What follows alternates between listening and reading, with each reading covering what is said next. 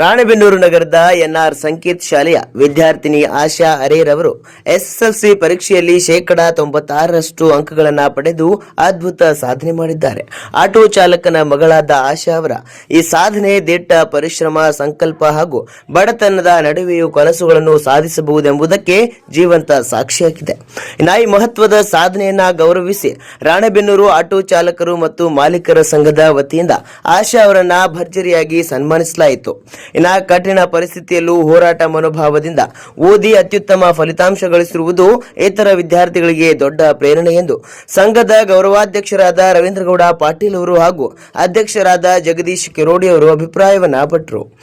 ಸನ್ಮಾನ ಸಮಾರಂಭದಲ್ಲಿ ಸಂಘದ ಪದಾಧಿಕಾರಿಗಳು, ಸದಸ್ಯರು, ಪೋಷಕರು ಹಾಗೂ ಸಾರ್ವಜನಿಕರು ಉಪಸ್ಥಿತರಿದ್ದರು. ಆಶಾ ಅವರ ಸಾಧನೆಯನ್ನ ಕೊಂಡಾಡಿ ಅವರ ಉಜ್ವಲ ಭವಿಷ್ಯಕ್ಕೆ ಹಾರೈಕೆಗಳನ್ನು ಸಲ್ಲಿಸಿದ್ರು.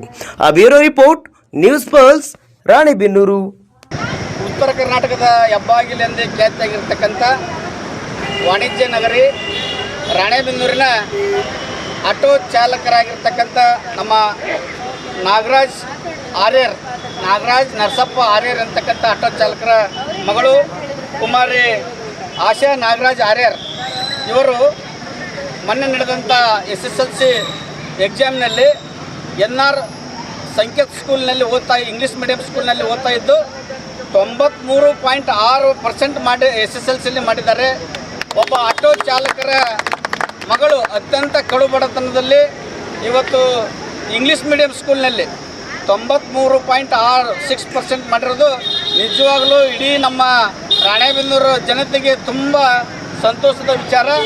ಅತ್ಯಂತ ಕಡು ಬಡತನದಲ್ಲಿ ಇವತ್ತು 93.6 ಮಾಡಿರ್ತಕ್ಕಂಥ ಕುಮಾರಿ ಆಶಾ ಇವರ ಭವಿಷ್ಯ ಉಜ್ವಲ ಆಗಲಿ ಅಂತ ಆಶಿಸಿ ಇವತ್ತು ರಾಣೆಬೆನ್ನೂರು ಆಟೋ ಚಾಲಕರ ಒಕ್ಕೂಟದಿಂದ ಇವತ್ತು ಅಧ್ಯಕ್ಷರಾಗಿರ್ತಕ್ಕಂಥ ಜಗದೀಶ್ ಕೆರೋಡಿ ಮತ್ತು ಆಟೋ ಚಾಲಕರೆಲ್ಲರೂ ಸೇರಿ ಅತ್ಯಂತ ಅಭಿಮಾನದಿಂದ ನಗರದಲ್ಲೇ ಕುಮಾರಿ ಆಶಾ ನಾಗರಾಜ್ ಆರ್ಯರ್ ಇವರನ್ನ ನಾಗರಿಕರ ಪರವಾಗಿ, ಆಟೋ ಚಾಲಕರ ಒಕ್ಕೂಟದ ಪರವಾಗಿ ಅಭಿನಂದಿಸ್ತಕ್ಕಂಥ ಒಂದು ಮಾತು ಕಾರ್ಯ ಇವತ್ತು ನಡೀತಾ ಇದೆ. ನಿಜವಾಗ್ಲೂ ಅಭಿನಂದಿಸಬೇಕು. ಬಡ ಮಕ್ಕಳು ಕೂಡ ಇವತ್ತು ಅತ್ಯಂತ ಕಷ್ಟಪಟ್ಟು ಹೊಟ್ಟೆಗೆ ತಣ್ಣೀರ ಬಟ್ಟೆಯನ್ನು ಹಾಕಿಕೊಂಡು ಇವತ್ತು ಓದಿ ಇವತ್ತು ನಾವೇನು ಯಾರಿಗೇನು ಕಡಿಮೆ ಇಲ್ಲ ಅಂತಕ್ಕಂಥ ಒಂದು ಸಂದೇಶವನ್ನು ಸಾರಿರ್ತಕ್ಕಂಥ ಆಶಾ ಆರ್ಯರವರ ಭವಿಷ್ಯ ಉಜ್ವಲವಾಗಲಿ.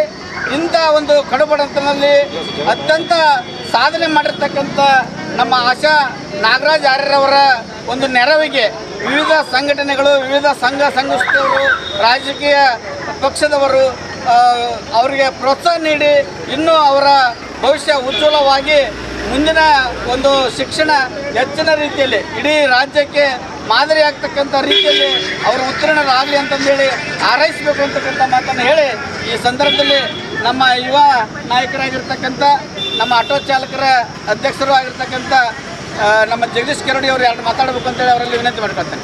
ಆತ್ಮೀಯ ಬಂಧುಗಳೇ, 2026ರ ಶೈಕ್ಷಣಿಕ ವರ್ಷದಲ್ಲಿ ಕುಮಾರಿ ಆಶಾರವರು ರಾಣೆಬೆನ್ನೂರು ತಾಲೂಕಿಗೆ ಹೆಮ್ಮೆ ಪಡುವಂತಹ ಅತಿ ಹೆಚ್ಚು ಅಂಕಗಳನ್ನು ಪಡೆದಿರುತ್ತಾರೆ. ಈ ಅತಿ ಹೆಚ್ಚು ಅಂಕಗಳನ್ನು ಪಡ್ತಕ್ಕಂಥ ಕುಮಾರಿ ಆಶಾರವರು ನಮ್ಮ ಆಟೋ ಡಿಪಾರ್ಟ್ಮೆಂಟಿನ ಒಬ್ಬ ಚಾಲಕರ ಮಗಳಾಗಿರೋದು ನಮಗೆ ಭಾಳ ಅತ್ಯಂತ ಹೆಮ್ಮೆಯ ವಿಷಯ.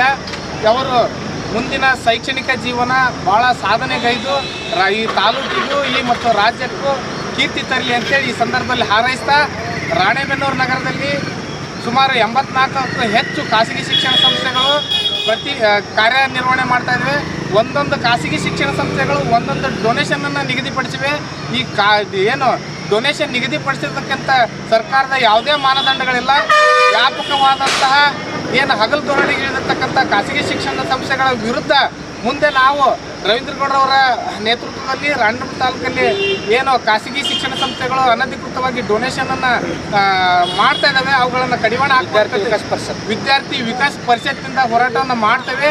ಅದೇ ರೀತಿಯಾಗಿ ನಮ್ಮ ತಾಲೂಕಿನಲ್ಲಿ ಈ ಒಂದು ಕುಮಾರಿ ಆಶಾರವರು ಅತಿ ಹೆಚ್ಚು ಅಂಕಗಳನ್ನು ಪಡೆದು ನಮ್ಮ ಆಟೋ ಚಾಲಕರ ಯೂನಿಯನ್ ಮುಂದೆ ಅತಿ ಹೆಚ್ಚು ಸಂತೋಷವಾಗಿದೆ.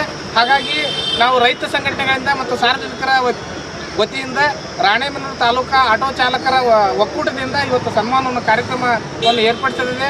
ಅವರಿಗೂ ಮತ್ತು ಹೆಚ್ಚಿನ ಒಂದು ಎಲ್ಲ ರೀತಿಯಾದಂಥ ಸಂಘ ಸಂಸ್ಥೆಗಳು ಸಹಕಾರ ನೀಡಿ ಆ ತಾಯಿ ಇನ್ನೂ ಹೆಚ್ಚಿನ ಒಂದು ಜ್ಞಾನವನ್ನು ಸಂಪಾದನೆ ಮಾಡಿ ನಮ್ಮ ರಾಜ್ಯ